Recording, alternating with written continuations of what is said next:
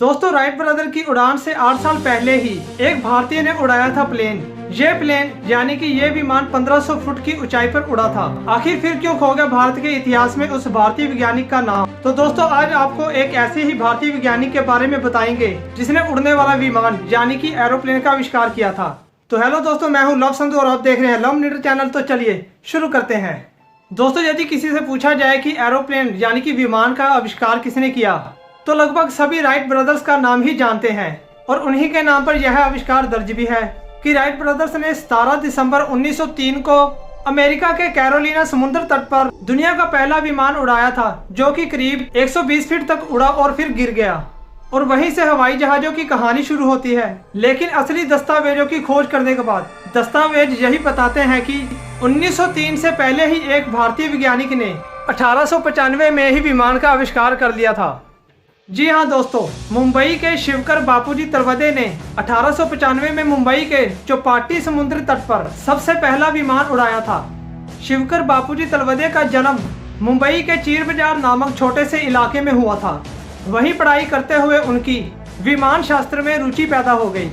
और दोस्तों सोने पर सुहागा तब हुआ जब भारत के विमान शास्त्र के सबसे बड़े वैज्ञानिक माने जाने वाले महर्षि भारद्वाज द्वारा 1500 साल पहले लिखी पुस्तक उनके हाथ लग गई। दोस्तों आपको बता दें कि अब तक भारत में विमान शास्त्र पर बहुत सी पुस्तकें लिखी जा चुकी हैं, परंतु वे सब पुस्तकें महर्षि भारद्वाज द्वारा लिखी गई पुस्तक के आधार पर ही लिखी गई है। तो दोस्तों महर्षि भारद्वाज द्वारा लिखी गई पुस्तक के बारे में शिवकर बापूजी तलवदे ने कुछ रोचक बातें भी कही हैं। पुस्तक में महर्षि भारद्वाज ने विमान बनाने के 500 सिद्धांत लिखे हैं। सिद्धांत यानी कि एक सिद्धांत पर एक विमान बनाया जा सकता है। पुस्तक के 8 अध्यायों में 100 खंड हैं, जिसमें सिर्फ विमान बनाने की टेक्नोलॉजी का ही वर्णन है। इन 500 सिद्धांतों के 3000 श्लोक है।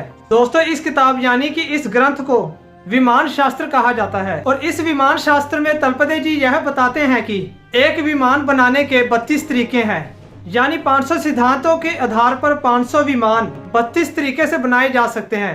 तो दोस्तों तलपदे जी ने इस शास्त्र को पूरा पढ़ा तथा 1895 को तलपदे जी मुंबई के समुद्री तट चौपाटी पर पहुंच गए। उन्होंने प्रार्थना की और विमान शुरू किया। देखते देखते विमान जमीन से ऊपर उठने लगा और यह देखकर सभी लोग हैरान हो गए और विमान धीरे धीरे करके 1500 फीट की ऊंचाई पर चला गया। और यह देखकर अंग्रेजों को उनकी मेहनत रास न आई तो अंग्रेजों ने षड्यंत्र रचकर रेली ब्रदर्स नामक इंग्लैंड की कंपनी तलपदे जी के पास गई और उस कंपनी ने तलपदे जी के पास एक प्रस्ताव रखा कि हम विमान बनाने में आपकी आर्थिक सहायता करेंगे, लेकिन उसके बदले आपको विमान का डिजाइन और उसकी तकनीक हमें देनी होगी। तो तलपदे जी उनकी यह चाल समझ नहीं पाए और उनसे समझौता कर बैठे। डिजाइन और तकनीक मिलने के बाद रेली ब्रदर्स कंपनी लंदन वापस चली गई और यह तकनीक अमेरिका के राइट्स ब्रदर्स को दे दी। उसके बाद राइट ब्रदर्स ने 17 दिसंबर 1903 को एक विमान बनाया जो अमेरिका के कैरोलिना समुद्र तट पर उड़ाया, जो कि सिर्फ 120 फीट तक ही उड़ा था और उसके बाद क्रैश हो गया। और जो तलपदे जी ने 8 साल पहले यानी कि 1895 में जो विमान बनाया था वो 1500 फीट तक ऊपर उड़ा था और सही सलामत नीचे भी आ गया था। दोस्तों रामायण काल और महाभारत काल में भी जिस तरह के जो विमान उड़ा करते थे उन विमानों की तकनीक भी विमान शास्त्र में दी गई है। तो यही शिवकर बापूजी तलपदे जैसे व्यक्ति हैं जो भारत की अखंडता और संस्कृति के प्रतीक जो युगों युगों से हम भारतीयों का सर्व गर्व से ऊंचा करते हैं। तो दोस्तों आपको ये इतिहास की जानकारी और ये वीडियो कैसी लगी कमेंट बॉक्स में जरूर बताइएगा और इस वीडियो को लाइक और शेयर जरूर कीजिएगा। हमारे चैनल को सब्सक्राइब करना मत भूलिएगा और घंटी बटन को जरूर दबाइएगा ताकि हमारी वीडियो सबसे पहले आप तक पहुँच सके। धन्यवाद दोस्तों, जय हिंद, जय भारत, बाय बाय।